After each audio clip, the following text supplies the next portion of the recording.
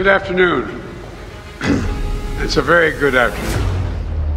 Because at long last, I can announce a ceasefire and a hostage deal has been reached between Israel and Hamas.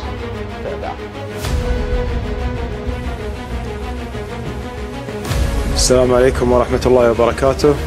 يسر دولة قطر وجمهورية مصر العربية والولايات المتحدة الأمريكية الإعلان عن نجاح جهود الوساطة المشتركة وصول طرفي النزاع في قطاع غزة إلى اتفاق بشأن تبادل الأسرى والرهائن والعودة إلى الهدوء المستدام وصولا لوقف دائم لإطلاق النار بين الجانبين.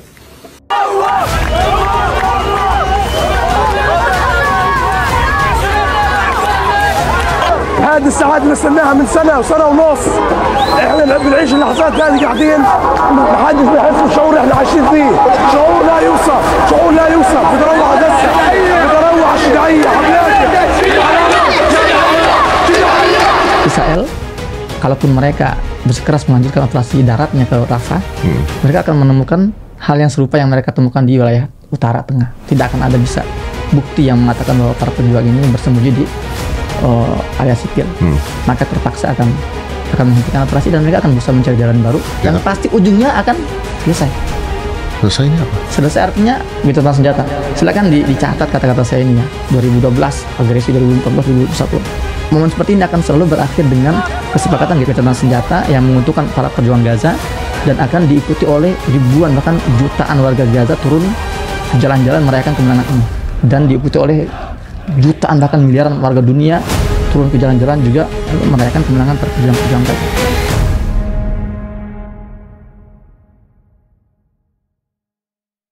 Alhamdulillah wassalatu wassalamu ala rasulillah. Rabbi shrah li sadri wa yassir li amri wa hlul 'uqdatam min lisani yafqahu qawli wa rabbana zidna ilma. Teman-teman, apa kabar semuanya?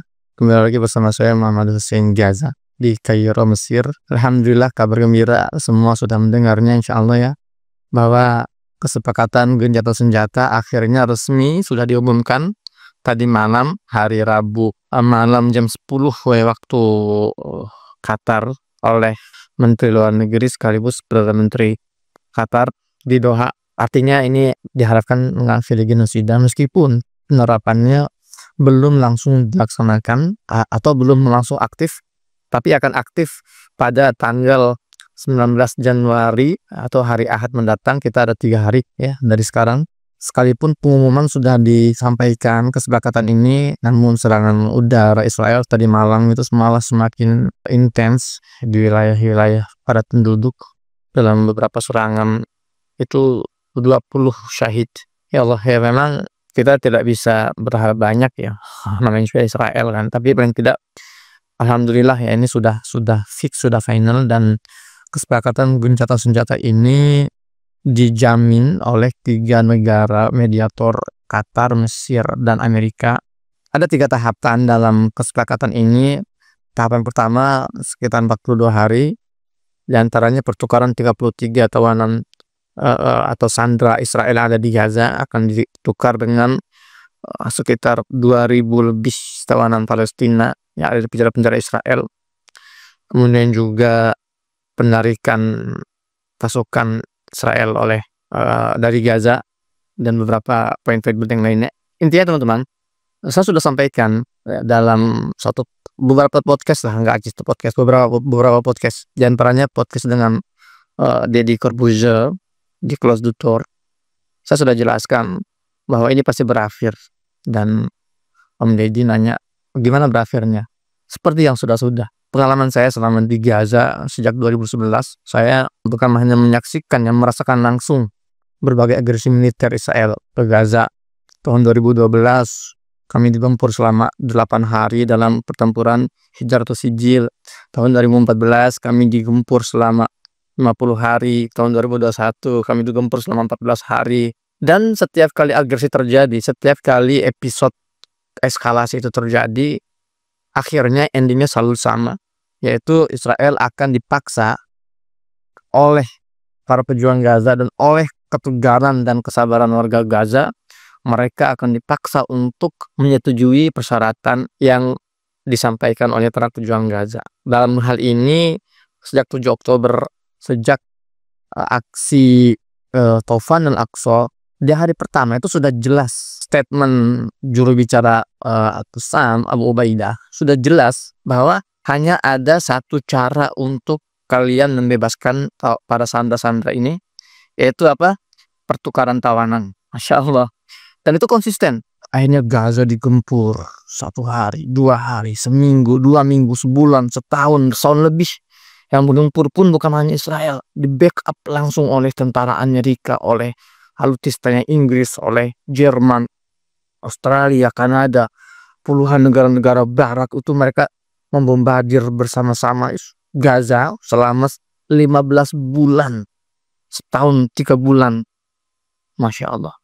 Tapi saya selalu sampaikan, ujung dari episode eskalasi ini adalah gencatan senjata. Meskipun berkali-kali Benjamin Netanyahu, Perdana Menteri Israel, menyampaikan statement halusinasinya bahwa kami tidak akan menghentikan serangan kami akan bebaskan semua sandera melalui jalur militer, kami akan menghancurkan, kami akan melumpuhkan kekuatan para pejuang-pejuang perlawanan di Gaza, dan kami akan menguasai Gaza kembali. Itu berkali-kali disampaikan, berkali-kali juga diluruskan oleh juru bicara para pejuang bahwa kamu jangan halusinasi, kami tahu ini ujungnya kemana, kami tahu sejauh mana kekuatan perjuang-perjuangan kami tahu sekali bagaimana ketegaran dan kesabaran warga kami. Ya, kami tahu Allah bersama kami. Selalu dengan tenang, dengan wibawanya, dengan karismanya, Abu Ubaidah selalu menyampaikan hal itu, dan itu terbukti. Akhirnya Israel ini, Netanyahu, ya terpaksa menelan ludah dia sendiri. Setelah dia melalui berbagai kecamuk internal dalam tubuh pemerintahan mereka, setelah dia memecah Kementerian Angkatan Daratnya, setelah dia menerima pengajuan pengunduran diri kementerian-kementerian lainnya, setelah rusak porak-poranda wajah, ya, citra Amerika, citra Israel, kemudian ekonomi mereka hancur-hancuran, setelah ribuan tentara mereka juga terbunuh, mereka mengirim ribuan, ya, kalau Malaysia akunya cuma sekitar 1000-an yang terbunuh, tapi kalau kata Abu Ubaidah, tentara-tentara Zionis yang terbunuh di Gaza itu jumlahnya jauh lebih banyak dari yang diberitakan oleh Israel.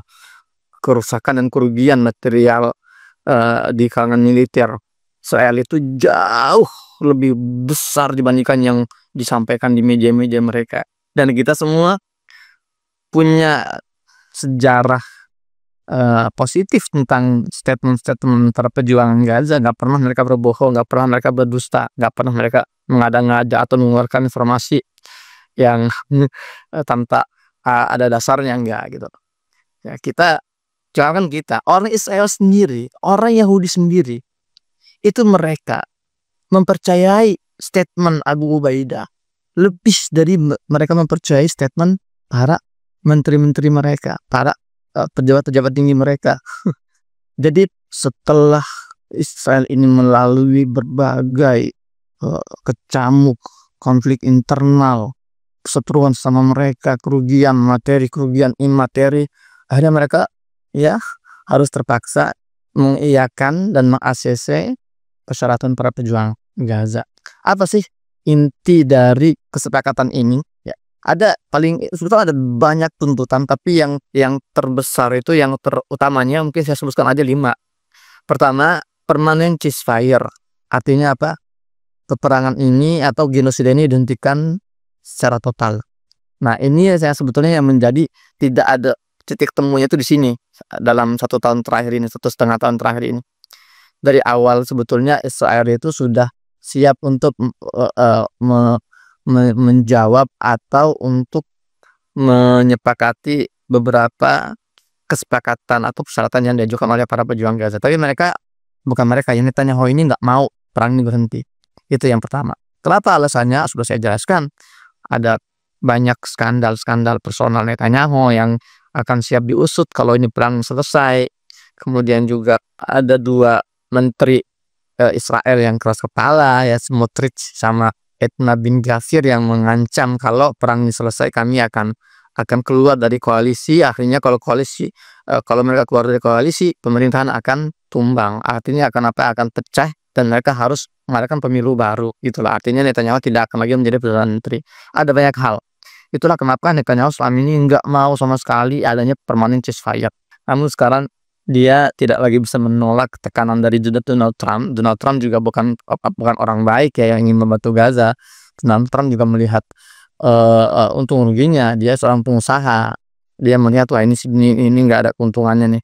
Melanjutkan perang di Gaza ini hanya akan merusak dan merugikan lebih banyak Amerika.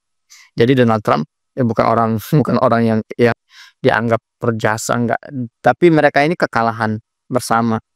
Karena dari awal baik itu Joe Biden, Donald Trump dan semua pejabat-pejabat penting Amerika itu mereka setuju genosia itu dilakukan dan mereka memiliki visi misi yang sama, yaitu menghabisi para pejuang Gaza. Itu halusinasi mereka. Dan kita lihat ternyata ketegaran warga Gaza dan kesabaran mereka ini lebih kuat dibandingkan ambisi busuk ya negara-negara kolonial itu yang ingin menghabisi Gaza. Kesabaran dan ketegaran warga Gaza berhasil meluluhlantahkan, menghancurkan kesombongan Amerika, Israel dan negara-negara lain. Jadi itu yang pertama teman-teman. Syarat pertama adalah permanent ceasefire dan itu semua sudah disepakati alhamdulillah. Yang kedua adalah warga Gaza bisa kembali ke rumah mereka masing-masing. Yang berasal dari utara dan mengungsi selama setahun lebih di selatan harus diperbolehkan kembali ke rumah mereka masing-masing. Itu juga sudah disepakati. Ketiga, tentara Israel harus menarik semua pasukannya ya dari Gaza. Luar biasa. Karena nggak secara langsung tapi secara bertahap dan itu pun sudah disepakati. Kita nggak bicara teknisnya bagaimana, berapa hari penarikannya, bagaimana dari mana mulainya, dari titik-titik mana, ya itu teknis ya. Kemudian ini sudah 3 ya. Keempat, dibukanya pintu perbatasan Rafah untuk evakuasi korban dan untuk keluar masuk perlintasan manusia. Dan itu sudah disepakati. Dan kelima, rekonstruksi Gaza. Gaza harus direkonstruksi dan Israel harus memberikan akses seluas-luasnya untuk proses rekonstruksi Gaza ini. Alhamdulillah. Jadi 5 poin ini poin utama. Poin ke-6. Ini terpenting nih, yang terpenting juga, yaitu dibebaskannya seluruh sandera atau tawanan warga Palestina yang ada di penjara-penjara Israel. Masya Allah. Ya Allah, luar biasa. Emang Taufan Al-Aqsa tanggal 7 Oktober itu misi utamanya pertama itu adalah membebaskan sandera. Itu yang menjadi misi pertama mereka. Makanya para pejuang Gaza saat itu mereka menawan dan menyandra ratusan pemukim ilegal Israel dan tentara mereka. Itu bukan untuk disakiti, bukan untuk disiksa, bukan untuk dieksploitasi, bukan. Tapi untuk mereka jadikan alat tukar agar para tawanan-tawanan Palestina yang ada di penjara-penjara Israel itu bisa dibebaskan. Kenapa mereka melakukan itu? Karena nggak ada yang bisa membebaskan selama ini. Karena lembaga-lembaga HAM dunia itu nggak bisa mendikte Israel. Karena negara-negara dunia yang jumlahnya miliaran ya, warga dunia yang jumlahnya miliaran nggak bisa menghukum Israel. Nggak ada. Jadi saya ini kebal dari berbagai hukum-hukum internasional. PBB apalagi nggak bisa. Maka warga Gaza paham, ini nggak bisa mengandalkan orang lain. Kita yang harus bergerak. Dan warga Gaza adalah orang atau masyarakat yang paling memahami ya tabiat dan karakteristik Israel. Para pejuang Gaza ini tahu bagaimana cara berunding dengan mereka. Ya, Israel ini nggak bisa diajak berunding dengan kata-kata verbal. Satu-satunya bahasa yang difahami oleh Israel adalah bahasa kekerasan. Maka dari itu, ya sudah, perundingan mereka dengan roket-roket itu, dengan kekuatan militer itu, dan akhirnya itu berhasil memaksa pejabat-pejabat tinggi Israel memaksa Amerika untuk oke, kalau gitu kita berunding di atas meja gitu. Dan itu nggak akan terjadi kalau tidak ada kekuatan atau kekerasan. Kekerasan harus dibalas dengan kekerasan. Itu sunnatullah, itu adalah hukum alam seperti itu ya. Jadi bukannya warga Gaza ingin melakukan kerusakan, bukan, tapi mereka ingin mengambil kembali hak-hak mereka yang diambil selama ini. Alhamdulillah teman-teman, ya kita semua berbahagia atas gencatan senjata ini. Tapi ini gencatan senjata ini waktu istirahat untuk warga Gaza, bukan untuk kita. Kita berbahagia, kita euforia. Oke, nah sekarang saatnya kita sisihkan dengan baju kita. Kita harus momen sekarang gitu loh. ketika perbatasan Rafah ini akan dibuka, dan menurut kesepakatan yang sudah disepakati itu per hari itu dari perbatasan Rafah itu akan dilintasi atau diberi akses untuk 600 kontainer per hari untuk berisi bantuan manusia. Alhamdulillah. Makanya saya pun sekarang selagi ada di Mesir ini dalam rangka mempersiapkan bantuan-bantuan yang akan masuk ke Gaza, insyaallah taala. Teman-teman doakan ya. Jadi meskipun kesepakatan ini sudah diumumkan semalam, tapi aktifnya baru sekitar 3 hari lagi. Dan insya Allah kalau perbatasan Rafah dibuka, saya akan berusaha masuk ke Gaza ya untuk mendampingi langsung saudara-saudara kita yang ada di sana, mengawal bantuan-bantuan kita di sana, dan kita punya program bangun kembali Gaza insya Allah taala. Ya, kita sudah buat desainnya, sudah sejak lama sudah kita persiapkan, dananya juga sudah kumpul ya meskipun belum seberapa. Nah, sekarang tugas kita nih, ayo apa yang dihancurkan oleh mereka, apa yang sudah dirusak, yang sudah diluluhlantakkan oleh Israel, kita akan bangun kembali. Kita akan buktikan kepada dunia bahwa umat Islam Indonesia adalah bangsa terdepan dalam mengawal usaha proses kemerdekaan warga Palestina. Masya Allah. Ya. Saya mengajak teman-teman semua untuk ikut berpartisipasi, berkontribusi ya, dengan apapun yang kalian bisa, dengan doa, dengan materi, jangan uang sisa, jangan ada istilah nggak apa-apa lah sedikit aja, yang penting si ikhlas. Enggak, untuk mereka berikan yang terbaik dan ikhlas. Insya Allah terbaik ini nggak mesti besar angkanya ya. Kalau kita antum punya uang 50.000, 40.000 itu sudah terbaik gitu, atau 50.000 itu terbaik ya, nggak mesti harus melampaui kapasitas kita ya. Yang penting ya kita bantu semaksimal mungkin. Kalau teman-teman masih belum, ya saya belum punya apa-apa untuk sumbangkan, nggak ada istilah nggak punya apa-apa untuk sumbangkan. Paling tidak suara kita sumbangkan, energi kita sumbangkan, jari-jari kita sumbangkan. Maksudnya apa? Video ini di share seluas-luasnya. Siapa tahu kalau kalian share video ini kemudian sampai ke beranda milioner Indonesia itu ya, miliarder Indonesia, dan membuka mata mereka, wah ini Masya Allah, ini bisa menjadi antum bisa menjadi wasilah kebaikan dari orang-orang baik itu masuk ke Gaza dan diterima oleh warga Gaza. Dan alhamdulillah ini juga laporan untuk kalian semua, lembaga INH, lembaga kemanusiaan yang saya dirikan sejak 2018 dan saya kelola langsung. Alhamdulillah selama perang atau selama genosida berlangsung, kami terus bergerak. Sudah hampir 60 miliar kita kirimkan sejauh ini, alhamdulillah. Dan kita akan terus membuka peluang buat teman-teman yang mau berkontribusi, memberikan harta terbaiknya untuk Gaza, untuk membangun kembali Gaza. Nomor rekeningnya saya semakan di komentar dan di deskripsi. Ya, silakan antum save, antum share seluas-luasnya, semoga bisa menjangkau lebih banyak orang-orang baik di Indonesia. Ya teman-teman, congratulations, Alf Mubarak, selamat atas kesepakatan bidang senjata ini. Kita patut merayakannya, kita patut bahagia. Dan ini pelajaran buat kita semua bahwa firman Allah pasti benar, hadis-hadis Nabi pasti benar. Akan saya bahas insya Allah korelasi antara kemenangan ini dengan hadis Nabi dan dengan ayat-ayat Al-Quran di konten selanjutnya. Ya, bersama saya Muhammad Hussein Gaza. Sampai jumpa di konten selanjutnya. Assalamualaikum warahmatullahi wabarakatuh.